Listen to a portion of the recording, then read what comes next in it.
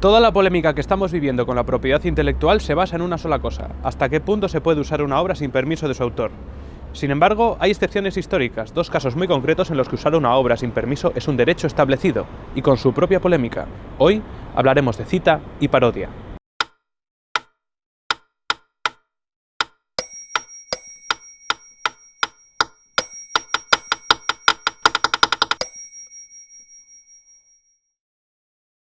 ¿Cuál es la base de que exista el derecho de cita? La idea de que el derecho de autor no tiene que ser un impedimento al desarrollo del conocimiento, sino que tiene que ser la base del desarrollo del conocimiento. Te permite extraer fragmentos de otras obras de cara a poder hacer un comentario crítico o ilustrar una determinada tesis. Yo tengo que ser autor de una obra y en esa obra de la que soy autor quiero introducir pequeños fragmentos de una obra ajena. Si no hay obra propia, no hay cita. Para mí una cita lo que tiene que hacer es no interrumpir el discurso. El hecho de que esté en una pantalla pequeña en una esquina creo que sirve para aminorar el impacto al usar audiovisuales ajenos.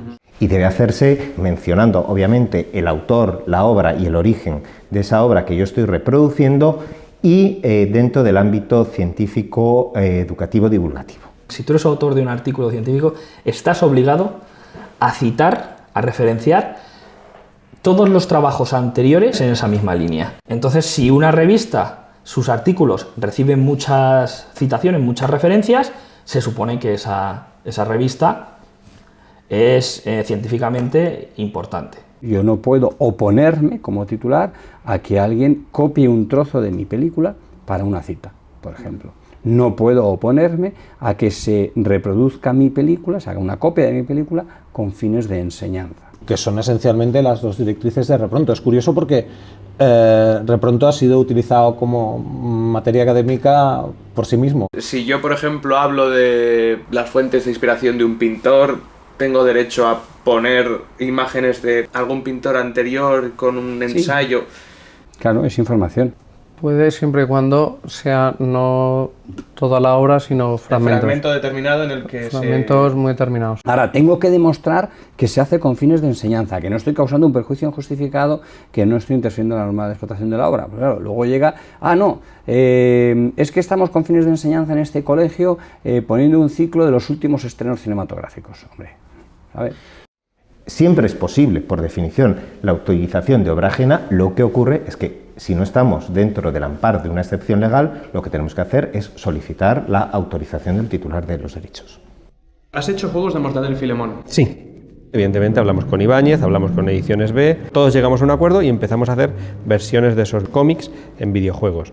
Y en uno de ellos, Ibáñez parodiaba el cine americano, ¿no? Y entonces en el mismo cómic aparecía pues una parodia de Freddy Krueger, aparecía John Wayne. Entonces nosotros cogimos eso y lo metimos en el videojuego sin ningún problema por eso, porque eran parodias. Porque la ley incluye que la parodia no está sujeto a derechos de autor, si no los humoristas estarían perdidos, ¿no? Nosotros, de hecho, también es que los humoristas tenemos ventajas, pero menos mal que tenemos alguna cobertura ahí, que está también en lo del animus jocandi, ¿no? Que es que podemos incluso mencionar marcas, nos podemos meter con alguien. Yo puedo reproducir a Hulk si estoy haciendo un chiste.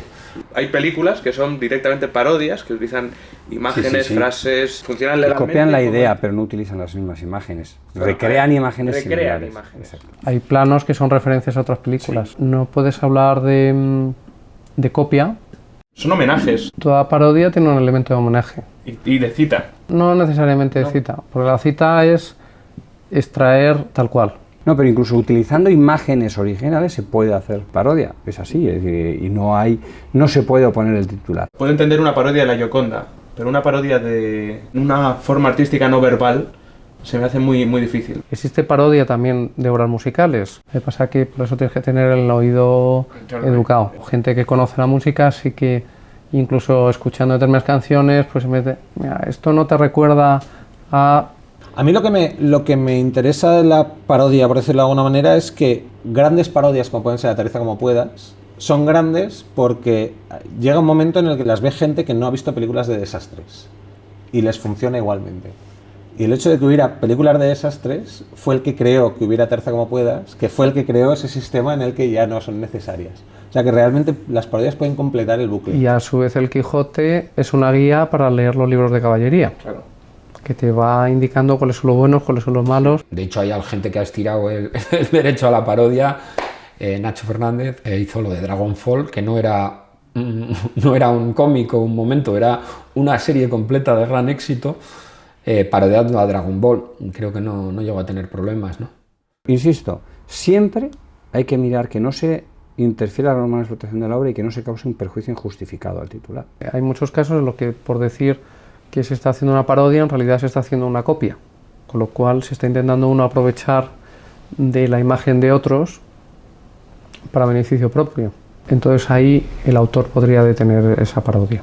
Super López es una parodia de Superman directa. Él tenía un logotipo que era una versión del escudo de Superman, pero en plan de cachondo, eran como unos peces, así, era un escudo tal. Y entonces llegaron los americanos, empezaron a decir que estaba copiando su personaje, que no sé qué, y entonces él dijo, bueno, me quito de complicaciones, le pongo la S y fuera. Ahí luego habla con los del jueves que te pueden contar. Podemos insultar a alguien siempre y cuando sea con ánimo de broma, con ánimo de cachondeo, no de putearle. Te puede venir un juez y decir si lo que tú querías era quitarle el honor a una persona o solo te estabas riendo. Si son el príncipe y la princesa, es más fácil que ganen ellos que ganes tú en cuanto a demostrar cuáles eran las intenciones del chiste que has hecho, ¿no? ¿En qué momento decides que algo pasa de ser parodia a ser algo que debes detener por vía legal? Pues no es algo que decida yo, o sea, es algo que decide la ley. Las parodias están muy bien, siempre que no sean vejatorias, siempre que no sean injuriosas, calumniosas y menos aún amenazantes o que promuevan a la violencia, etcétera, ¿no? Entonces hay una diferencia entre una parodia, un tío que sale y hace de ti y canta o baila o dice lo que sea o presenta, y un tío que te insulta o a través de esa parodia y tal. Entonces no lo digo yo, es lo que marca la ley, ¿no? Hay una ley que me protege a mí, a ti, a cualquiera. Protege nuestro honor, nuestra decencia, nuestro buen nombre, nuestra estima, y tiene el mismo valor como derecho que el derecho de la parodia o el derecho a la libertad de expresión. Hay un clásico que dice que la pornografía es aquello que le excita al señor juez. Y yo creo que se puede, el tema sobre el honor y demás, yo creo que puede tener unas líneas similares, porque al fin y al cabo las definiciones las ponemos los hombres, las personas.